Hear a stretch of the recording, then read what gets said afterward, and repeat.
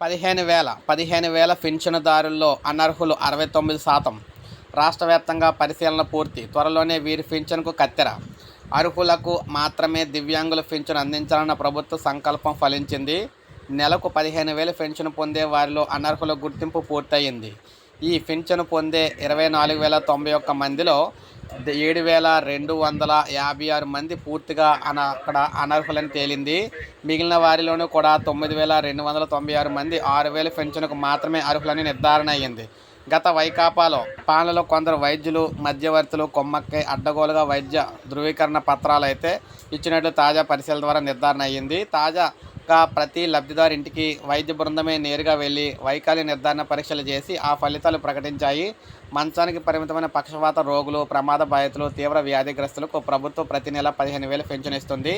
అంధత్వము, కాళ్ళు చేతుల్లో వంకర్లు, వినికిడి లోపం వంటి వైకల్య సమస్యలు తీవ్రస్థాయిలో లేనప్పటికీ కొంతమంది తమలో ఈ లోపాలు ఉన్నట్లు గతంలో వైద్యుల ద్వారా ధృవీకరణ పత్రాలు పొందారు. వీరి తాజా స్థితిని తెలుసుకునేందుకు కూటమి ప్రభుత్వం వైద్య బృందాలు వారి ఇళ్లకు పంపింది, పరీక్షలు చేయించింది. కొందరు లబ్ధిదారులు 80% వైకల్యం లేనప్పటికీ కూడా ఆ బృందాలు వచ్చినప్పుడు ఆ మేరకు వైకల్యం ఉన్నట్లు నటించారు.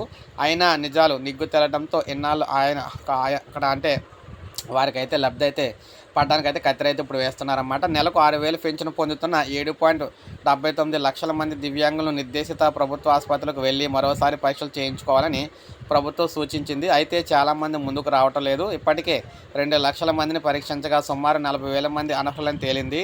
చిత్తూరు, కృష్ణా, విజయనగరం జిల్లాలో 3,000 చొప్పున, పొట్టి శ్రీరాములు, నెల్లూరు, విశాఖపట్నం, మనకి వైఎస్ఆర్, కర్నూలు జిల్లాలో 2,000 చొప్పున అనర్హులు గుర్తించారు. దివ్యాంగులకు సదరణ శిబిరాల్లో వైకల్య ధ్రువపత్రం జారీలోనే భారీగా అక్రమాలు అయితే జరుగుతూ ఉన్నాయి. నిర్దేశిత ప్రమాణాల మేరకు వైకల్యం లేనప్పటికీ వైద్యులు డబ్బులకు కక్కుర్తిపడి దొంగ సర్టిఫికేట్లు ఇస్తున్నారు. ఈ ధ్రువపత్రాలతోనే అనర్హులు అధిక పెన్షన్ పొందుతూ ఉన్నారు.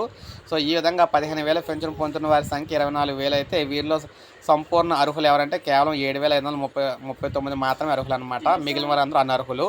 ఇక 6,000 పెన్షన్ పొందుతున్న వారు మాత్రమే అర్హులైతే అయ్యారు.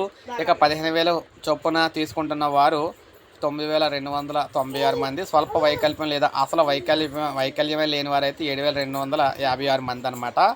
ఇక మనకి చూసుకుంటే ఏప్రిల్ నుంచి వీరందరికీ కూడా పెన్షన్ అయితే ఆపేయడం అయితే జరుగుతుంది.